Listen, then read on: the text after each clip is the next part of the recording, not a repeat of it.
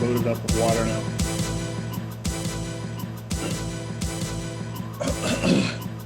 All right, so are we going to do a cold open? It's been recording for the last couple of minutes. Yeah, I know. It was a huge mistake. Why? Because it's just extra stuff that has to get cut out. Oh, then why? No, we didn't say anything that can't be released to the public. Yeah, you just said we're waiting on financials and we have to have a meeting. Yeah, it's irrelevant to the public. It doesn't matter. I don't get this. The people think that we make this for them. All of this is a selfish endeavor. Yeah, this is therapy. Yeah, this is all for me. I wasn't like, oh, we really need Charlie Cooper really needs me to do a podcast, so I'm going to do it. I love you, Charlie Cooper.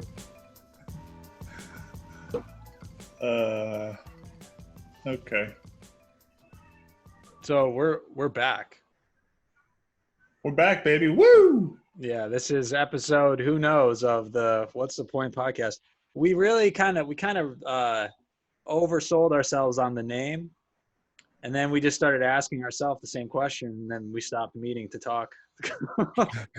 What's the point of this podcast? What's the point of doing this? And then we had a moment we had sort of an existential crisis in our podcasting realm. No, I mean, to be realistic, this is number 8. It is? Yeah, this is number 8. And one of the reasons we took so large of a break is probably my availability, if nothing else. Like in the middle of summer, cut camp starts, and there's 8 weeks where it's just not possible for me to do anything like this. And then we've got the season after that. We got really busy building out level 2 or year 2 programming, which we'll talk about later in this podcast. We went and ran a clinic, which we'll talk about clinics later on in this podcast. And then we've been putting a lot of preparatory work into the, I guess what we're calling 2.0, GPP 2.0. Now that we've got a pretty firm handle on that, we're back. We can talk about stuff. What an excellent segue that was. Yeah. That was, did you write out what you were going to say? No, definitely not. That was great. That's what's going to happen. So we're gonna talk about the things that Goose just said, and we're going to go through. Surprisingly enough, I posted something to the Facebook group about 2 hours ago, and we have a bunch of questions all of a sudden. So that's great. People are very eager for us to be coming back. So we'll start with a quick little lightning round Q&A. Maybe Bo can put some type of cool graphic that flashes on the screen with a lightning bolt, and then yeah, reggaeton horn, or that breaking news type of thing that's like. I used to have that sound thing. Where did I put that? We got to bring that back. Like the farts and stuff. Man. Yeah, the people really miss the farts. Sort of B-level operation we're running here. All right, let's open up these. Cool. So the first question that we got, maybe not even the first one, but the first one in this list is from Charles Cooper, asking about the evolution from program level 1 to 2. And Charlie, you are in luck. We'll be talking about that later this podcast. Stay tuned. Check. Lightning round. Boom. Roasted. Then we have Zach Smith, who was asking about in-season conditioning. I'll read the question. And then I gotta get a timer. Okay. You get the timer. You get the timer while I read it. I'll also probably answer this one. He said, thanks for doing this. You may have already done this, so apologies if so, but can you talk about in-season conditioning, your philosophy about what people should be doing outside of practice in terms of conditioning, and in comparison to things like 150-yard shuttles or 10-cut conditioning, more traditional stuff shown in other programs, for example? Ready. 50 seconds on the clock. Goose, go. All right, great. So first of all, the stuff that I used to do were 150-yard shuttles, 10-cut conditioning, or goose cones as they were sometimes called, for in-season conditioning. And it was a problematic model for a few different reasons. One of them is that you only experience adaptations for something along those lines, the things that get trained whenever you run those exercises for so long. So if you're doing it for a long in season, you're going to hit your ceiling pretty early in that. And two, there's a ton of eccentric load and like changes of direction, obviously, for that stuff. So it ends up causing this relationship of a lot of high intensity conditioning, which can wear you down. So if you're also lifting and you've got practices and whatnot, the cumulative load is too much. And so you end up with potentially a lot of injuries. And you certainly end up with a lot of mental and physical, I guess you'd just say like wear down. Yeah, you're way past a minute, brother. Yeah. What am I thinking? Oh, burnout. That's the word. Burnout. Nice. Yeah. Fatigue. Yeah. All right. Well, since this is an important question and we certainly get it a lot, I'm going to answer for a minute. Great. Okay. Go. All right. So the classic way of an ultimate player to train themselves into shape would involve not doing anything over the course of the off season, or doing something really general, like just going for long runs, and then all of a sudden just jumping back into the specificity of playing ultimate. So that's kind of that becomes an issue with a lot of people. So in the past, a lot of people had to do conditioning and hard conditioning like this as a way to sort of get themselves into shape because they were behind the 8 ball, or they were just behind in terms of their preparation. So the goal should always be, with a program that is long-term in terms of development, is to always be close to a point in which you can play, so that you don't have to really play yourself into shape. And what we've done is we've created these like general to specific progressions for conditioning that get you up to the proper volumes of sprinting and changing direction, so you can just kind of go into your season and play the sport as its own mean of conditioning, if that makes sense. Bingo. That was a minute. Nice. Boom. Roasted. So too long. Didn't want to listen. I'm not like you're fast forwarding through this anyways, but train well enough in your off season and preseason so that when you hit the ground running in your in-season period, you use your playing competitive ultimate and tournament play as a means of its own conditioning, which seems very obvious to say out loud, but when you think about it from that perspective, it makes a lot more sense, Zach. Yeah, it brings playing as the sport-specific component of the conditioning, since you already have the general qualities. Right. You are in shape to play the sport well. So now you can focus on playing the sport well, without any type of problems with injuries or having to take long amounts of time to recover in between these competitive bouts. So it's like we hear from people that they're not sore the day after a tournament or the 2 days after the tournament. That means that you can train hard again quicker. So maybe that buys you 10 more training sessions in a year. And if you don't have to take a lot of time off for recovery because your legs are just shot after a tournament, then over the course of time, you're going to get more valuable training in, because you're not really going to take any steps back. Okay, next. All right.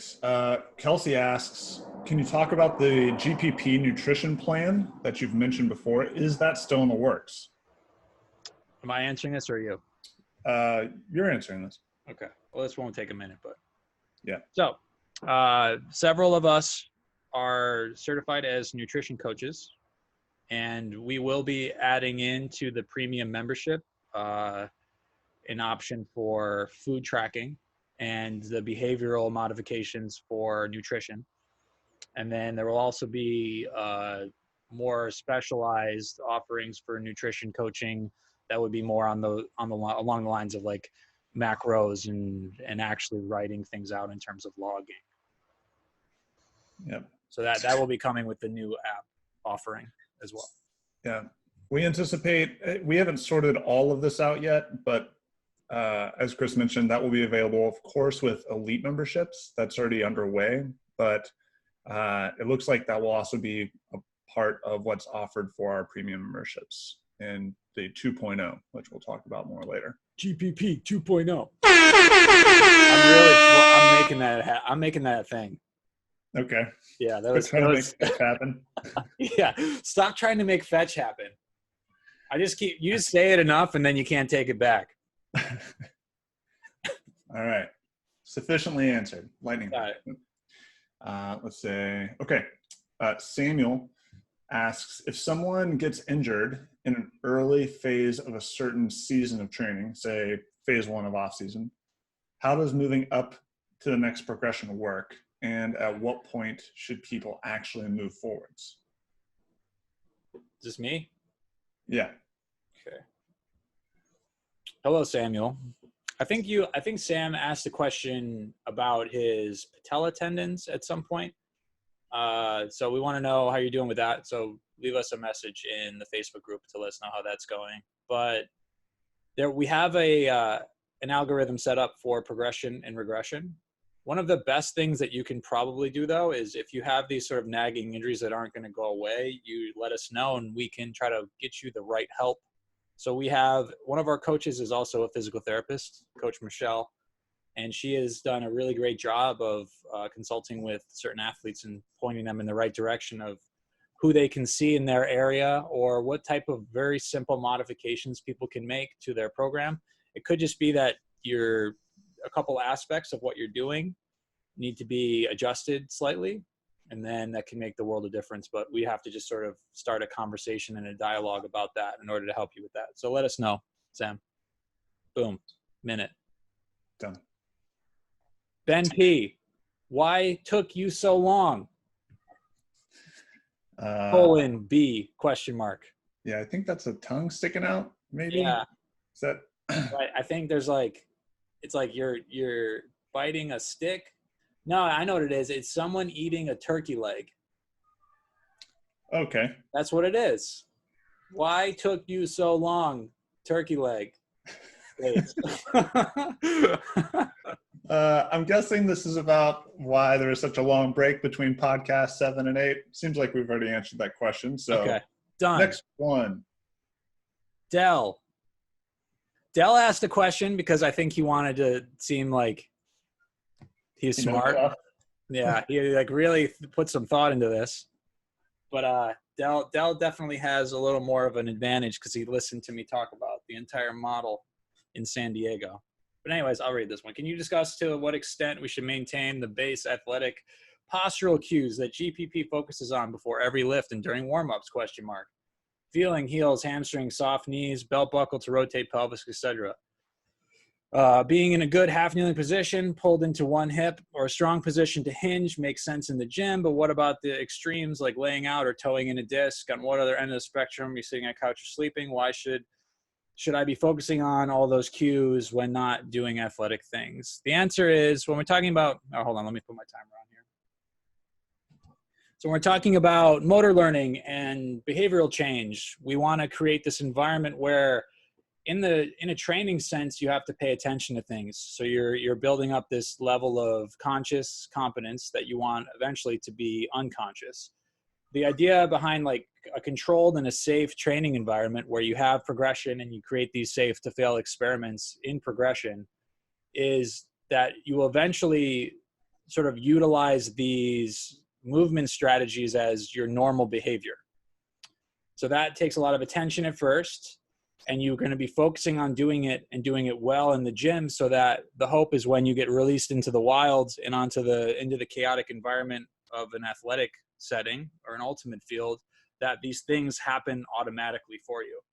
Because interestingly enough, when you're moving at top speed and high velocities, a lot of the actions that are happening at the state and the tissue that's distal, so like if my calf or my foot, for instance, that sort of is just like this emergent phenomenon. So it doesn't even necessarily have to go back to your nervous system and work in like a reflex arc to your spinal cord. It might actually just happen at the position of the tissue or at the place of the tissue. So I'm a little over time, but we work on things in a training environment in a controlled setting so that they will happen automatically for us out on the field. So yeah, as you're standing around, you should think about it if you aren't competent at it yet. Yeah. If you're like laying on the couch, don't lay in like super extended positions for super long, because that does compromise the position that you are trying to gain competence in. Yeah, and don't lay in any one position. If you sit in a chair for 6 hours, it's good. You take the shape of the chair. If you lay on your right side on a couch for 2 hours binge watching a Netflix show, you take the shape that you're in. So you will get stiff and things will expand and compress in only one manner speaking, and then that you kind of get stuck into that because you get like a plastic change. After you hold tissue in a certain position for like 20 minutes, you start to get these plastic changes where things start to stretch. So imagine like a rubber band, you pull it and it goes back to its original state. That's an elastic change. If I take a plastic bag and I pull it over time, I get a stretch through it. That's a plastic change because it doesn't come back. So that's pretty much what happens with tissues, soft and hard tissues in the human body. And then you get the type of adaptations from collagen fibers. You get bone to actually lay down if you put enough force and pressure through something for long enough. So the idea is to always have variability on board so that when I breathe in and I breathe out, everything expands how it's supposed to and compresses. So yeah, the tools that you use so that allows you to get that full range of breath, which is the full range of motion for a human being, you got to try to use those and feel those in your everyday environment. So when you're sitting on your butt, like your sit bones become your heels. So you got to stay grounded through your heels and stacked so that when you breathe in and out, you get expansion and compression everywhere. So I don't want to be hunched forward. I don't want to be super extended with my chest out, because when I breathe in and out in those positions, I no longer have this sort of circumferential movement. I will just shove pressure into one direction and then volume into the other. It's cool. Covered. Joel. All right. Joel asks, can you please explain the basics to and the purpose behind the hip shift? And for reference, Joel has been training with us for over a year, so he's doing the level 2 program. Let's talk about the hip shift with when we talk about the evolution of the level 2 and okay. So we'll get into that. We'll answer that with Charlie's question as well. Sounds great. Okay, Juan. My boy Juan, doing workouts in the snow! Exclamation point! Please. Yeah, I don't even know what that means. But you got a minute. Ready, go. All right, here we go. I'm going to do it in less than a minute. Juan, go to a gym. Boom. Hey Juan, do they have indoor training facilities I'm guessing you're still in Wisconsin. I think he's in Boston now. Either way, we did create the program so that even the field workouts can be performed indoors. You need maybe like 15 yards of space. 30 would be ideal, but you don't need indoor crazy. Soccer, indoor track facility, indoor volleyball, basketball courts. Like there's lots of options. I'm sure you can find one. Boston is definitely a place that has these indoor facilities because they need to. Yeah. Cool. Done. All right. Adam asks an interesting question, and maybe we address this now, and maybe it actually is a topic that we cover in a later podcast. Sure. Like let's do that. Topic. Okay. He does ask, been wondering about the podcast. I like them. Maybe do some basics about HRV or heart rate variability. Recent research on its relationship with performance and general knowledge about it. So we can cover that in more detail, I think, in another podcast, because there's a lot of stuff to talk about there. But do we want to hit it with a quick lightning answer? Do you have anything you want to say before I talk? Yeah, I'll say something and then you can go behind me and tell them about how it doesn't matter. It's like looking into a looking glass. Yeah. Yeah, there you go. All right. You got my timer? No, it's going, man. You're 7 seconds in. Oh, great. Okay. HRV can be a useful tool to understand what state your autonomic nervous system is in, to know if like you've been pushed into a rest and recover or like a fight or flight state. And if you get pushed too far in one direction or the other, you're essentially, in many people's opinion, going to be low in recovery. And so that may affect the training that you should do that day. So if you want more information about it, Morpheus Instagram does a pretty good job talking about it. And 8 weeks out, a guy named Joel Jameson, whose work has informed a decent amount of our conditioning, has some good resources there. So 3, 2, I'm done. 1. Good. All right. Well, not to be like contrarian, but information is information. Data is important if you utilize the data. But it's also important to realize that if you have this type of data that is meant to guide your training or inform your decision making in terms of training, then you end up in these like feedback loops of fragility where people think that like they can't work out because they're going to hurt themselves because their HRV score is bad. So it's kind of a tough position to be in. And we sort of go the route of just alternating high intensity and low intensity days so that the recovery is sort of baked in. Arguably, you could probably put together a bunch of high intensity days based on how your specific physiology and your physiological state. But the data that you're collecting with these devices like a Whoop or even like the Morpheus, it's not super sensitive, and I don't really know how valid it is. It's just my healthy level of skepticism.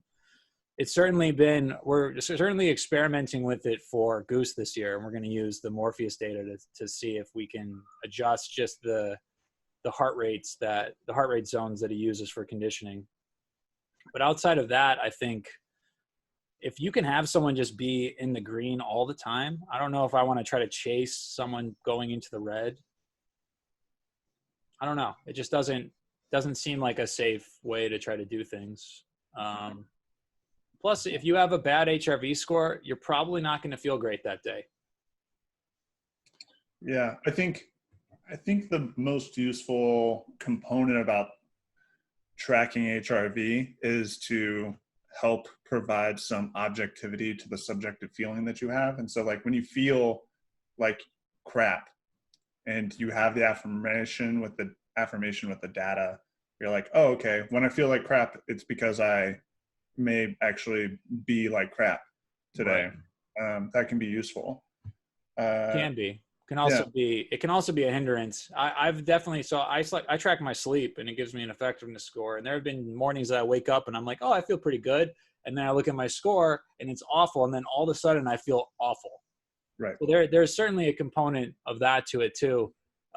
That's why we utilize like ratings of your own perceived exertion, and so that you can kind of have more data points, even though they're subjective, to work off of.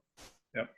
We certainly use when you're dealing with the heavier and harder and higher intensity stuff in the program, we use those percentage based open sets or APRE to try to dictate where you're going to go with your training. Yeah, we can talk again more about this in detail later, probably as a primary topic of the podcast. I will say also my experience with Whoop is that its HRV data is pretty poor relative to the other things I've used that other people have said are, more accurate. So in comparing the Whoop versus 3 other wearables that I tested it against for 90 days last summer, the Whoop was definitely the outlier and was wrong both in HRV reading and the outcome of its recovery readout, 3 days a week at minimum. So yeah, I mean, who knows how accurate all of these devices are, but that one unfortunately seems to be pretty low on the accuracy. Yeah, I've used the most expensive option, which is Omega Wave. Right. I used it for months, and I had lots of data built up, and I tried to use it to guide my training, and it kept telling me I was in the green. So I just kept training hard. And then I got the worst flu I've gotten in the last decade, because I just ran myself straight into the ground. Yeah. So I don't know. You need a large amount of data, like taken longitudinally over a long period of time. And even then, there are some instances where it might be beneficial to be in the red. Like high performance might be helpful to have a little bit of a spike. Yeah. But I don't know. We can talk more about that later. Yeah. All right, cool. That's the bulk of the questions. That was all the questions. Yeah. All right. What else are we supposed to talk about? So the three main topics for today are essentially level 2 or year 2 training, clinics, and GPP 2.0, or what GPP will look like in 2020. So would you like to cover any of those before the others? I guess we could talk about clinics first. Okay, let's talk about clinics. Let's talk about level 2, and then let's do 2.0 last. Yeah. So if you would like us to host a clinic in your town and you live in a larger market, so hopefully you don't live in like somewhere in the Podunk, Iowa, because I don't know if we can draw enough people, but send us an email. We want to sort of maybe we'll post something in the Facebook group also about getting a little more interest, but we know that some people have interest in Philly and Chicago, Singapore, and we're just interested in Europe as well. Yeah, having a conversation and starting to talk about like what it would require. Like we would need field space. If people wanted to go over the lifting stuff, we would need access to some type of training facility. And we need numbers. So if you think that you can get 30 people or more to be able to show up to these things, then it will be cost effective for the attendees, and it will also be cost effective for us because it will take a good amount of money for us to get to where you're going, and a lot of time and effort to put the things together. So again, send us an email, gamepointperformance@gmail.com, and let us know if you have interest in setting up a clinic, especially if anyone listening to this or watching this has some type of connection to the governing body or the league in your area. We would love to partner with them as well, because I think that would probably be a really good way to disseminate the information and draw from their databases and resources. I think it's also helpful to mention that the earlier in your training cycle that we can come, probably the most benefit you'll receive. So kind of an exaggeration of what this would look like on the wrong end of it is, you don't really want us coming the week before your nationals or your regionals or your world's competition. The amount of time that you'll have to implement the things that we cover will be so minimal that you won't really reap the rewards. However, or at least not at that competition. But if you were to try to get us, 6 months, 8 months, 11 months before that. 12 months. 14. Months? Right. 18 months. Yeah. In the past. Yes, yesterday. Yeah. Yeah. So we should probably explain like what these would even entail. So the big benefits of coming to a clinic like this are just learning some of the nuanced parts of movement preparation and just how coherent things are in the model that we use. So it might not be completely obvious that all of these positions that you're building from the ground are related and interconnected to all the other positions, because when you talk about movement behavior and there only really being two strategies, one being expansion and the other being compression, the warm-up and the components of the workout are all aspects of that. Just learning to position yourself in and of your own body so that you line up and stack your body so that it is positioned well to absorb and produce force. and then how that translates to athletic actions. And there's going to be a lot of light bulb moments. There's a lot of moments when we work with these groups, and Goose and I are able to actually like put our hands on certain athletes and allow them to find these positions that they might have just been slightly out of. Because there's it's a gradient of your ability to perform these types of movements. You go through this stage of not being good at it, and then you get a little bit better. And some people will never really get to the full potential of what they can do with these given movements. So we just try to offer a little bit of help to get there.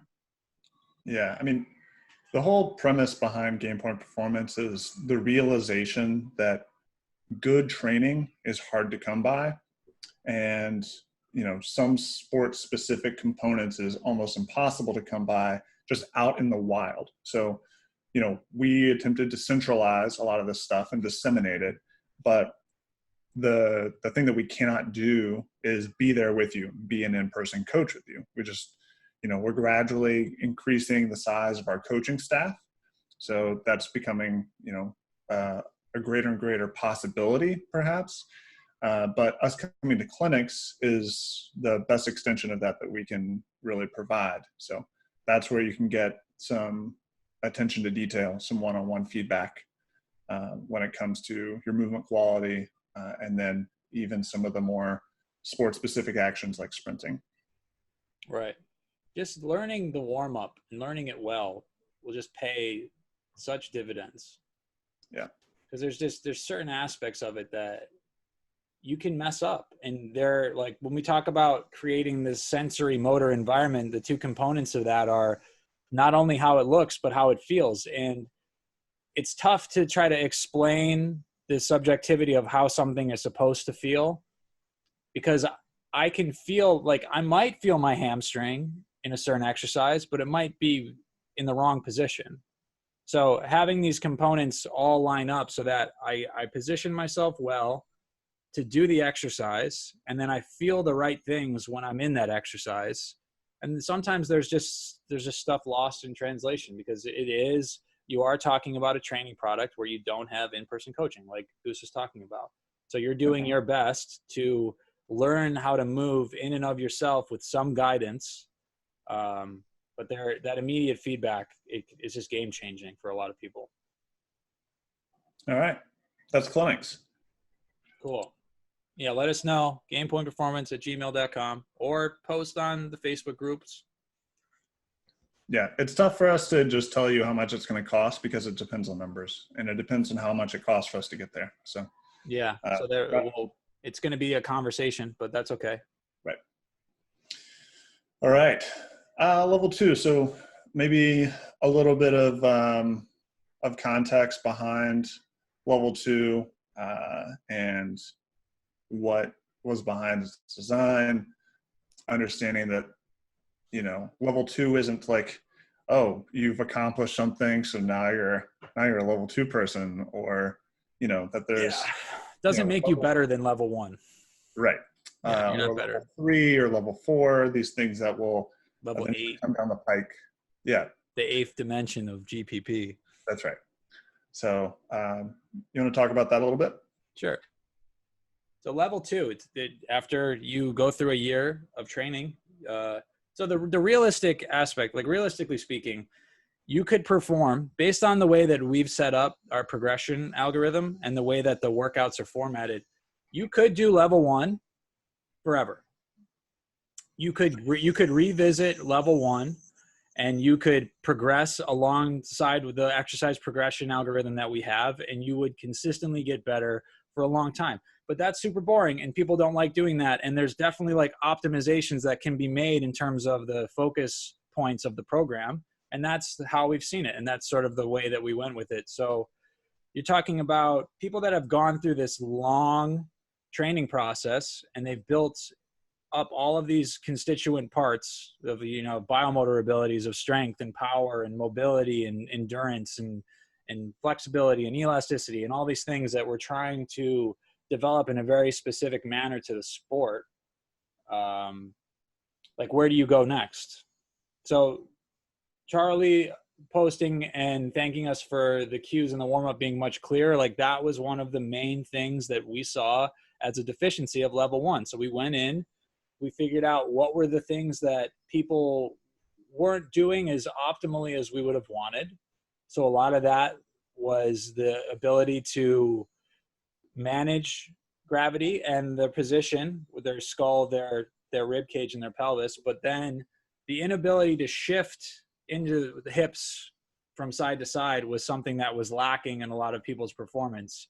And, you know, people were doing it okay, but there was definitely a lot left on the table in terms of their ability to kind of get into that hip on either side, which is going to dictate your ability to reposition your center of gravity over each limb. So when you talk about gait and you talk about sprinting and you talk about just propelling yourself through space, I want to be able to optimally position myself over each limb in a dynamic sense.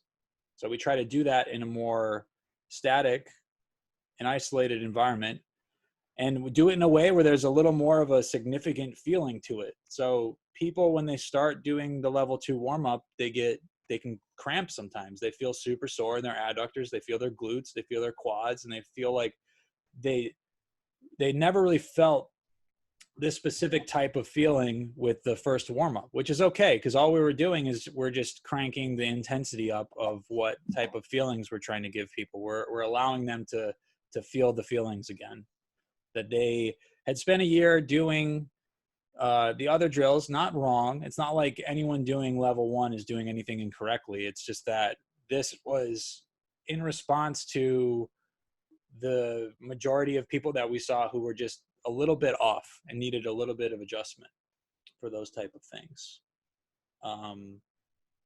Yeah, and we evolve as coaches, and we evolve in the training model. And I make a joke all the time about how when I write programs, especially when it's these year-long type of annual training plans, which, you know, if you're given access to an athlete, you have to try to create a training model that can be adjusted for that person. And we've done that, but having to draw out a year of that with a program that sort of regulates itself is really difficult. And then after we publish it, there's like 3 things that I would want to either adjust or change. And that's just what, you know, having a model that evolves entails. And that's not a bad thing, but that's kind of where we were at with level 2. It's over the last year, we've all learned a lot more as coaches. We've had a lot of in-person and we've had a lot of practical experience with level 1 to know that people who have been with us for this year of training, what type of steps do they need to make in order to improve upon what they were already doing. So that's better warm-up cueing. That's more difficult positioning and demands of the warm-up that are going to help people be in these positions a little bit better. Have to make them pay attention to the positions a little bit better. And then on top of that, increasing power and speed. If we build this sort of foundation of strength and power in more of a general sense in level 1, we're going to make it a little more high intensity in level 2 with a little more specificity. The volumes of conditioning go up just because you've spent a year at this certain level of conditioning. And like I was saying, you could probably keep doing that year in and year out, but we're just going to add a little bit each year, make it a little bit harder, make the volumes a little bit longer. But there always will come a point where there's just this point of diminishing returns where if we're going to say that every game that you play, you get up to like 4,000 meters or 4 kilometers, then if I'm going to have you do a training session that's supposed to be a game type scenario or the volumes of a game, I don't really want to exceed that. So it's not like in level 6 of the program, you'd be doing 9 kilometers in a workout just because it's more. Still need to be within the bandwidth of the actual sport. But we'll keep increasing intensity, and the people that are doing level 2 will probably start to see that there's a little more intensity to the plyometric and jumping type of things. All of the intervals and the conditioning components are a little more difficult in like a manageable way. And it's just more growth and long-term development of all these athletic qualities. Yeah, I mean, I think the real key is just understanding that level 2 is intended to build on all the work that you've done for level one.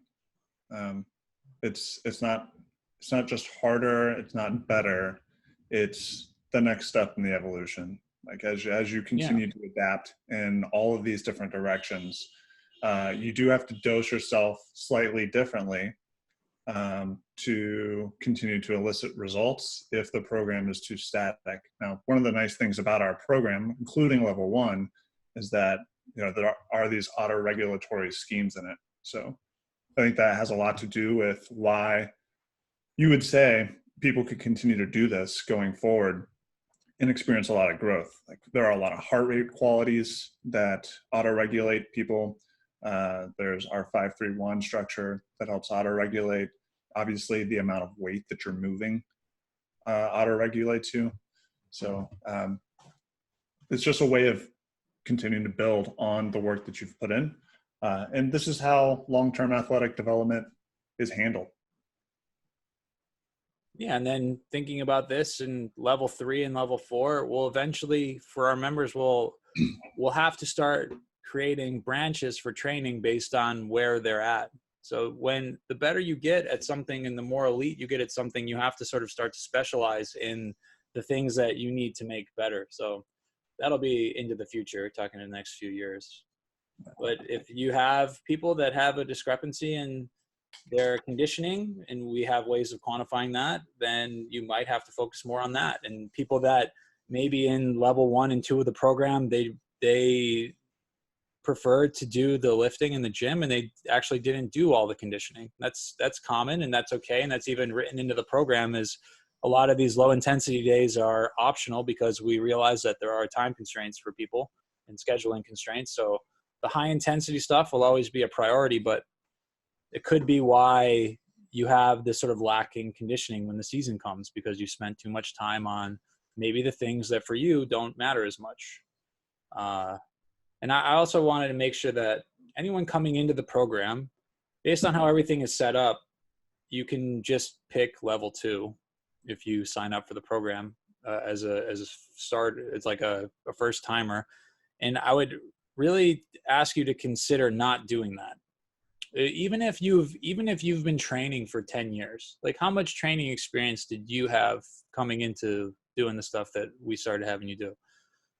10 or 15 years. 10 or 15 years. Yeah. So someone like you coming into this would just think like, oh, well, I'm ready for level 2. And that may or may not be true, but there are so many benefits to building the groundwork and really learning and understanding your body as an athlete from doing level 1. Plus, it sort of puts your humility in check, because a lot of these exercises seem so simple and innocuous when you look at them, but if you perform them correctly, they just completely kick your butt. Yeah. It's really hard to take any new exercise and perform it to perfection. There are tons of exercises that we introduced in level 1 that were similar to things that I'd done before. And it took me a while to really hone the positions that we were looking for. Yeah. There's always something to be gained from doing level 1. Yeah. And if you didn't, so another aspect of this, if you did some of level 1 and then you took a bunch of time off and then you don't want to go back to doing level 1, I would also ask you to reconsider, because there's a huge benefit to doing a training plan that lasts for like an off season, preseason, in season period, the way that it's written out, because everything that's in there just builds off of everything else. And going back to what I initially said and what Goose agreed with me on, if you are planning on training with us and you're using this program, then it's going to set a good foundation for you going into your season. So even if you were to do level 1 for 5 years in a row, you would at least have this sort of foundation and be in a good spot heading into your season, because that's really where the growth as an ultimate player is going to come from. If I can buy any athlete an injury-free season where they start the season with a good amount of athletic base to build off of for their very specific components of their season, then that's how better athletes are going to come in the sport, and not just stick with this classic, like, playing catch up to try to get in shape. You get kind of fat in the off season, and then like you didn't throw as much, so you're doing a bunch of throwing workouts all of a sudden, and then you're doing a bunch of training because you didn't train, and then you have 4 practices and you're playing mini because you didn't play enough, and you're joined a Goalty league, and then all of a sudden like you have patellar tendonitis. That's the exact opposite of what we want for everyone. We want to build these like resilient, consistent athletes who can stay, like, we keep talking about long-term athletic development, and people talk about it as well, but I don't necessarily know if they understand what they're saying when we're talking about always keeping you in this state where it wouldn't take you that long to get into shape because you already have a good foundation built. That's our goal. That's level 2. Check. All right. Let's see. I'm sure we'll end up with more questions about that. I think also, just to let the listeners know, we do hope to continue to do the mailbag throughout each podcast. So we'll ping the Facebook group, and you can reach out to us in other methods if you'd like, but we'd also encourage everyone to be a part of the Facebook group and participate in that social learning platform. And ask there. Social learning. But hopefully that'll be a staple in the podcast, is answering some questions. We'll try to cover a couple of topics, answer questions, and then come up with other, I don't know, not ritualistic, but things that we'll add in here. Like today, I'm going to end up asking Chris what he is learning. So stay tuned for that. I don't learn anything. All right. Yeah. And 2020 is going to be a year of a lot more content as well. So we'll try to put more of these out. We'll have more of a regular schedule we're actually going to put stuff on our YouTube page finally. YouTubes. Marquez, we're coming for you. Yeah. We'll take that over in no time. He's only got 9.8 million, maybe 9.9 as of today. We'll see. I'm sure we can catch him. Yeah, we ain't scared. There are lots of Frisbee players, dozens. Yeah. I don't even know if there's that many Frisbee players in the world. No, there's not. I don't think there is. There might be that many people that have played Ultimate ever. Yeah, who've touched a Frisbee. Yeah. Disc, whatever they call it. A Frisbee disc, that's what we call it. Discraft. Don't get mad at me. Call it. All right. Let's talk about 2020 and 2.0, as it were. We've got a lot of things planned. If you've been paying attention to the Facebook, you can tell that we've been trying to create some additional resources for you, and some of these things will take some time to collate, such as like a training map, hotbeds where people are training, doing GPP, where you can meet up if you're traveling, have some training partners or buddies, help support one another. We also hope to have and build out a robust physical therapy referral sort of network. We've got an internal physical therapist, but we also have some people that we trust in various cities across the country, United States primarily, and we're hoping to gradually build that network so that as people encounter problems as they play and push themselves, they can seek some hands-on work. And then also we have a new app. Yeah, so a new platform essentially.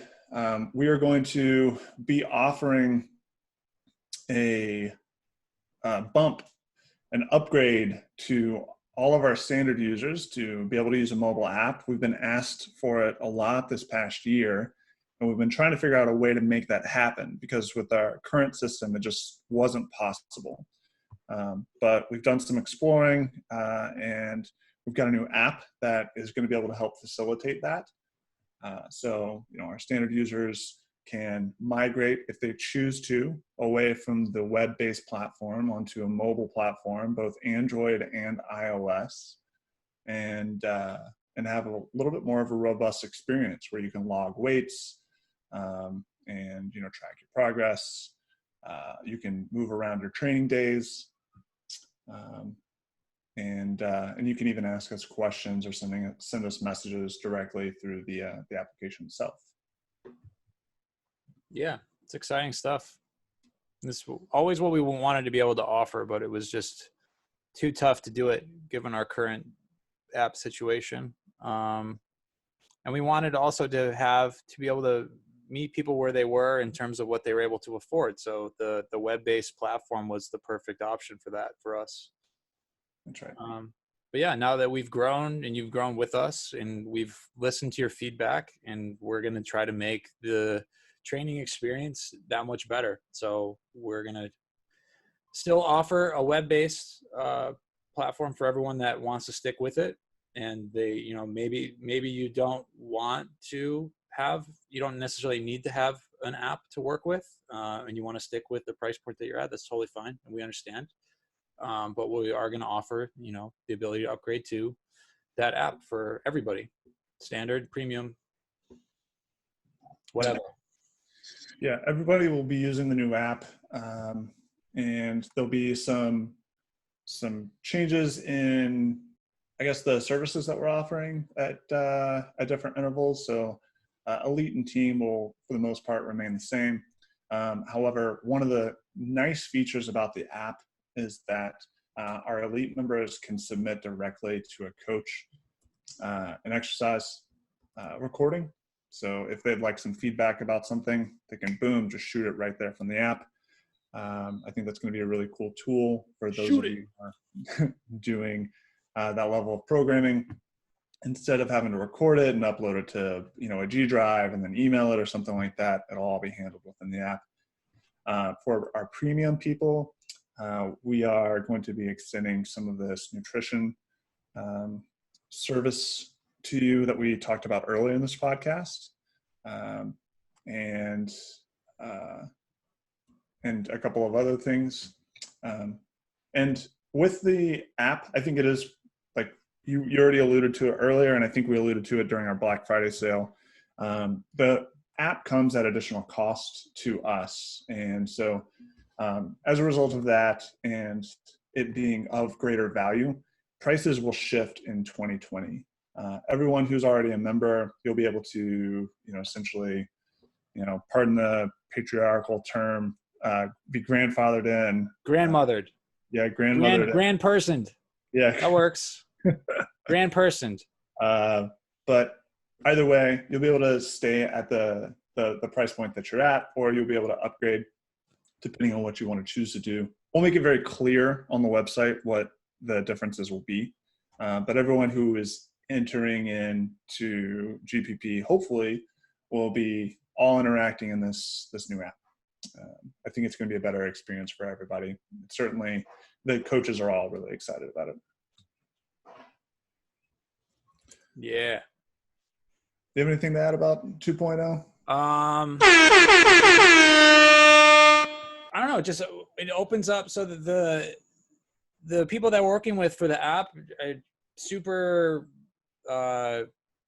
helpful in terms of us asking for things that we wanted to see in the app. So it's great because we've had all this feedback from people over the last year or so, what they want from an app, what current app doesn't have, what the web-based stuff doesn't have. And we're trying to offer something that answers all of those questions. So it's super exciting. And these guys are willing to design for us exactly what we and our athletes want, which is really cool. And it will be a cool new journey to go on because no one else that's doing it, doing this training thing right now is trying to do that. And I think that puts us in a good spot, and it puts you as an athlete in a good spot. And I don't know, we're excited. Yeah, it's going to be a big year. Yeah. I've personally been working on this as a project for the last 6 months, testing the app and having a few of our athletes test the app.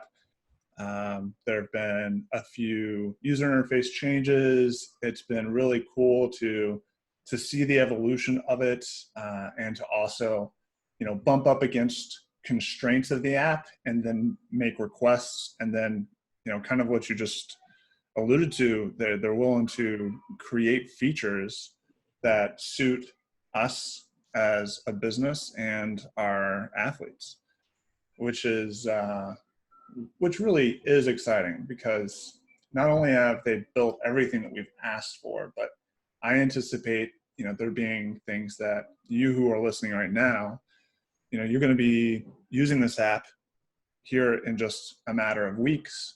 And there may be some things that you want to see in the app as well.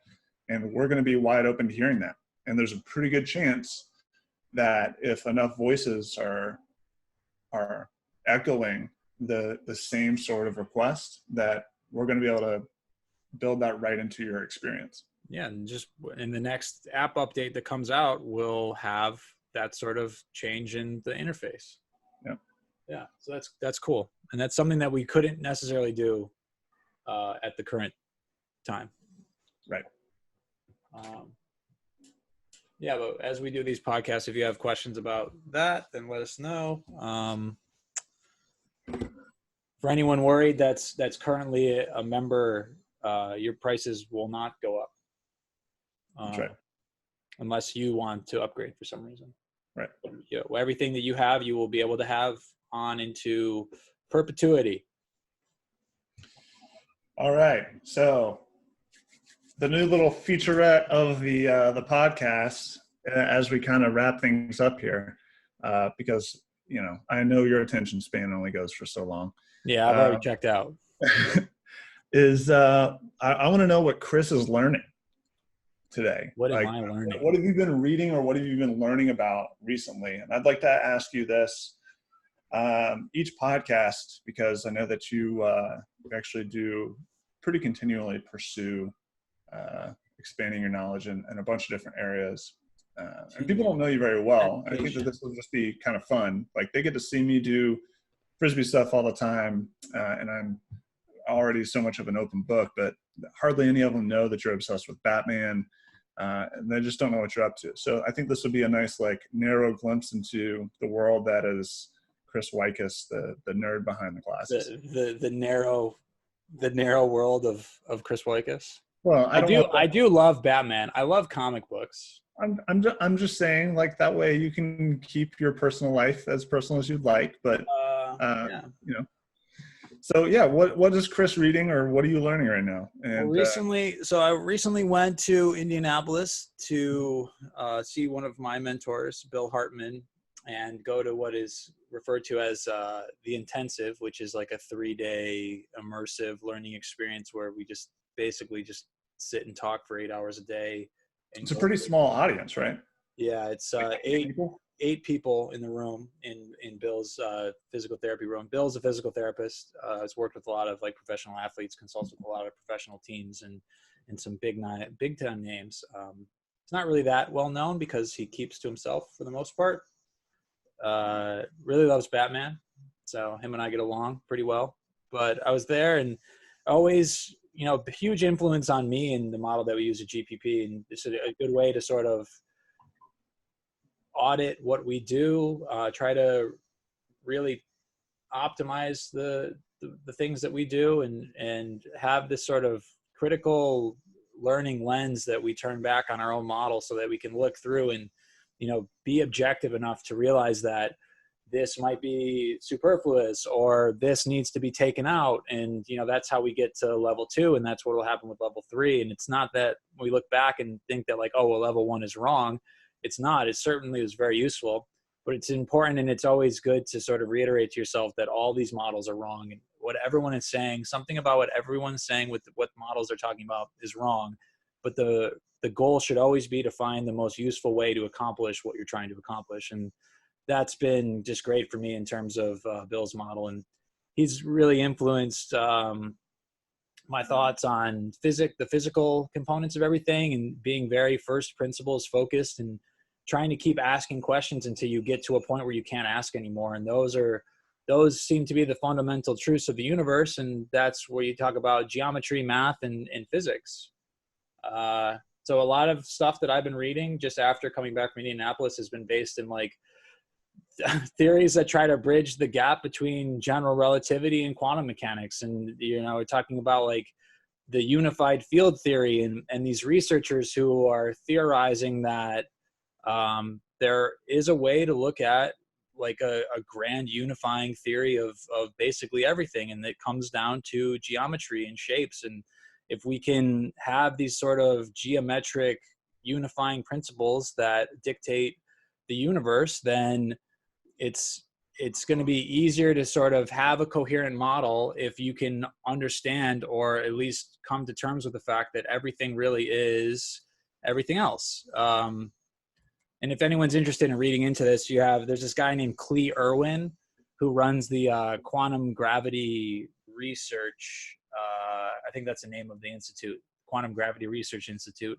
And their mission is, the organization is trying to discover the geometric first principles that unify space, time, matter, energy, information, and consciousness. So that's very strange, and seems like it might not at all be related to what we're talking about, or like a training program, but it really is fundamentally how I think of things and try to unify all of these theories together to give a product and a training environment to people that feels coherent.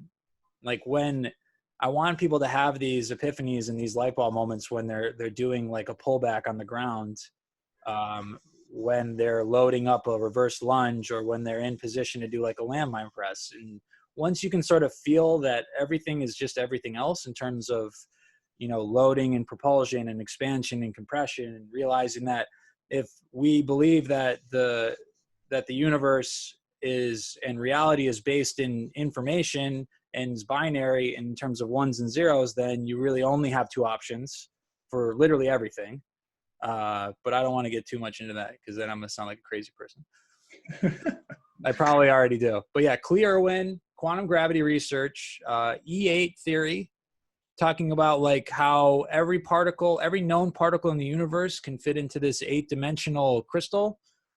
This sounds very crazy as it's coming out of my mouth, but it's all cool stuff. It's all theoretical, and it's, I want the answers to the questions that I ask. I want to be the most useful coach and advisor that I can, and consultant to people. So if I have a model that is super simple and unifies these seemingly disparate realms of general relativity and quantum mechanics, then I'm going to try to do it, because then maybe everything is everything else. And it is all about changing shapes and tetrahedrons and trying to orient things in space in relation to other things. I don't know. I'm done talking about that. Well, I mean, I think first of all, what you're talking about is relevant to programming and training. But even if it weren't, it's still like, it's super cool. It's still the answer to the question. Yeah, it's like the answer to every question, because you are everything. Like, you are your cell phone, and your hand is your cell phone. It's all made of the same stuff, and it all interacts the same way. Like, I don't know. Yeah. Unified field theory. Look it up. It's interesting stuff. Anything else you're reading right now? Yes. I wrote it down. Yeah. So I'm reviewing a lot of the basis for, if anyone has gone, so there is a list of resources that I put together a few months ago, because people just want to know, like, is there any science behind this, or am I just making stuff up? There is, I promise. And there's like 700 papers that I've put together in a document. I challenge you to go through all of them, because you probably don't have that much time, but I have. And you can look through all of them. There might be a couple redundant things in there because it was hard with me putting them all together, but if they're in there more than once, they're probably important. So those might be ones that you want to look up. There's a few instances of that. But anyways, one of the main schools of thought is based on a institute in Nebraska run by Ron Haruska. It's called Postural Restoration Institute. And it has influenced my thought process pretty significantly. But one of the things that I try to do is, as the model in my own head evolves, and as the GPP model evolves, and I like to look back as sort of like this historical perspective and sort of see where everything comes from. So I'll look at these manuals of all these courses that I go to, and I'll reread them. So this is a very long-winded way of me saying that I'm rereading the PRI fitness manual, which is really foundational to a lot of the stuff that I do, just in terms of like being able to position yourself well so that you can rotate, be reciprocal and alternating, and in a way that relates to gait, because gait is where it's at when we come to sports performance, and basically everything, because everything is everything else. But yeah, so I'm reading through that again. It's really cool. Like, you pull out these things that you might not have picked up the first 2 times around. And I would tell anyone, depending on, I mean, no matter what field you're in, of the things that you've learned on your way up, revisit some of the things that were significant to you at any moment in your life where you had something that you read or you learned and that changed the way that you think.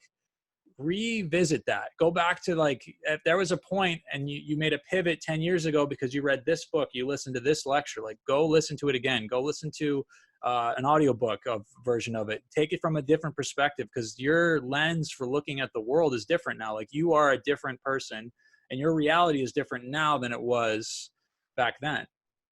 And arguably speaking, you can influence the future and the past by doing so. Perfect. So that is the end of the segment of What is Chris Learning? No, I actually have 2 more things. You have 2 more? Okay, great. Yeah. So I'm reading a book on human locomotion by Thomas Michaud, but I'm just kind of like brushing through that because I already read it years ago. And then for my fiction, I usually try to read some type of fiction concurrently with everything else. And I've been reading this book series called Renegade Star, which is like the space opera, space western type of series. It's fun. I can see it maybe one day becoming a movie series. It'd be cool if it did. But those books are called Renegade Star. Oh, it's my belief that everything that's science fiction is either going to become reality or it's going to become TV. Or movies, right? Yeah. Or both. Yeah. Could be all 3. Science fiction, science fact. Cool. Well, thanks for listening. If you made it all the way through this episode, I don't know exactly how long we went, but probably an hour and 20, I would guess. Hour 15. Yeah. Hopefully you got a lot out of it. And feel free to give us some feedback about the podcast. Hopefully this is becoming a little bit more relatable and a little bit more structured and coherent as we go. There are several things that we have in mind for topics as we go forward, and your questions help inspire those things. We also hope to do some interviews with athletes and trainers who have influenced our thought processes. So you can look forward to future podcasts where there aren't just these 2 guys talking back and forth at one another, yelling at the computer screen. That'll be the majority of what it is, though. If you're lucky. Yeah. All right. Vo asked a question on, he wanted to know which ice cream brand is best for recovery ice cream. And then Zach Smith immediately answered mint chocolate chip, which is not an ice cream brand, Zach. So you gotta read, man. You gotta learn to read. And then instead of correcting him, Vo immediately countered by saying another flavor of ice cream. Which is good. I mean, fish food is one of my favorite Ben & Jerry's flavors. And then Zach posted a Pokemon picture that is Weedle fighting Venusaur, and it says it's not very effective. So I guess that's a burn.